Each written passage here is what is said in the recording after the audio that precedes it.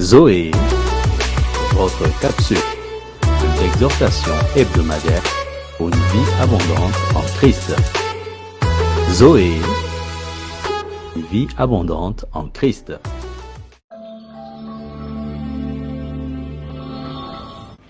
Bonjour la famille, c'est encore une joie pour nous de vous retrouver. C'est Joël et Emmanuel de Family First. Que la grâce et la paix de Dieu soient avec vous. C'est toujours un grand plaisir de vous retrouver dans votre capsule Zoé pour une vie abondante en Christ. Amen. Alors, on va continuer sur notre thème, les langages de l'amour, les gestes qui disent « je t'aime », que nous sommes inspirés avec le livre de Gary Chapman. Alors, cette semaine, on va voir les services rendus aux autres ou à son conjoint ou à Dieu.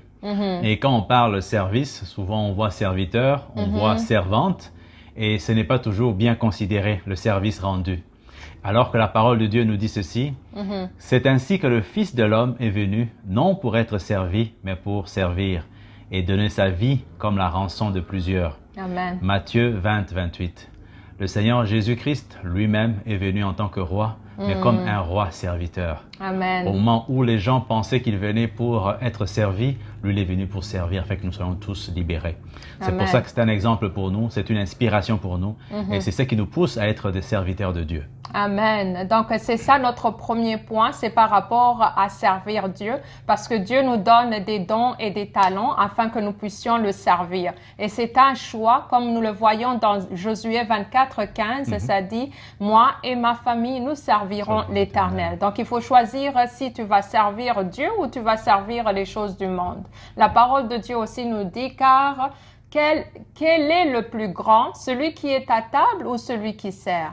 N'est-ce pas celui qui est à table? Et moi, cependant, je suis au milieu de vous comme celui qui sert. Dans Luc 22, 27. Et donc, on voit bien que Jésus est en train de parler aux disciples pour leur montrer l'importance du service.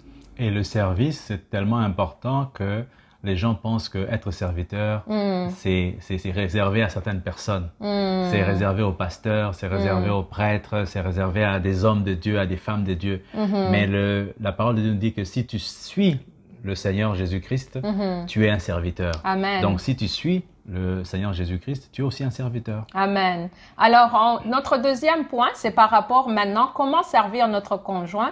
Comme nous vous rappelons, nous sommes en train de donner de l'exhortation par rapport à cette personne, ton conjoint ou ta conjointe, qui reçoit l'amour par les services. Parce que nous sommes basés sur le livre de les langages de l'amour. Ça dit bien qu'il y a des personnes qui reçoivent l'amour parce que ils reçoivent le service. Alors, on dit aussi dans la parole de Dieu, portez les fardeaux les uns des autres et vous accomplirez ainsi la loi de Christ. C'est dans Galates 6, 22.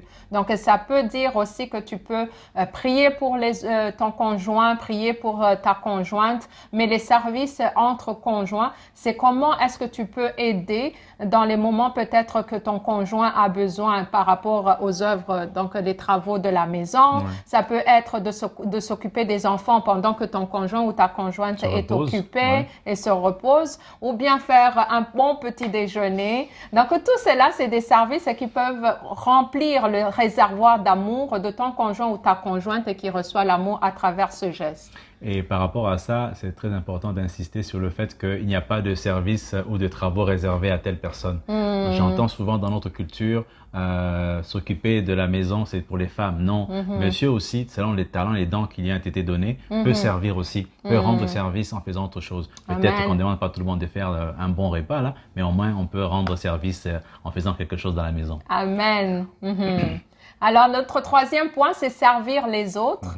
Alors, dans la parole de Dieu, dans 1 Pierre 4, 10, ça dit « Comme des bons dispensateurs des diverses grâces de Dieu, que chacun de vous mette au service des autres le don qu'il a reçu. » Donc, nous avons tous des dons, nous avons des talents. Et lorsque Dieu nous donne cela, c'est pas pour nous, c'est pour mettre au service des autres. Ça commence bien sûr dans la famille. Tout ce que nous faisons, tout ce que nous sommes en train de mettre justement en action, c'est par rapport à ce que nous avons reçu pour que nous puissions bénir l'autre personne.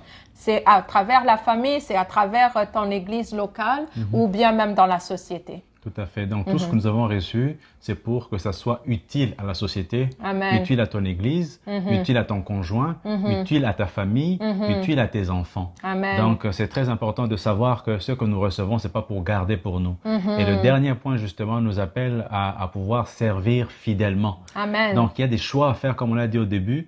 Tu dois choisir qui vas-tu servir. Est-ce que vas-tu servir Dieu ou maman? C'est-à-dire quoi? C'est-à-dire que quand on est au service des autres, on sert avec tout son cœur. Amen. On sert sans attendre quelque chose en retour.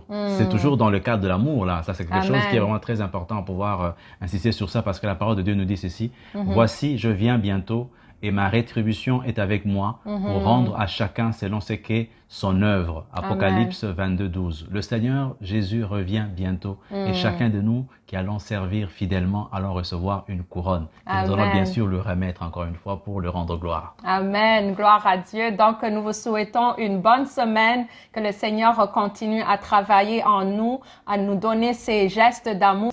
Bye.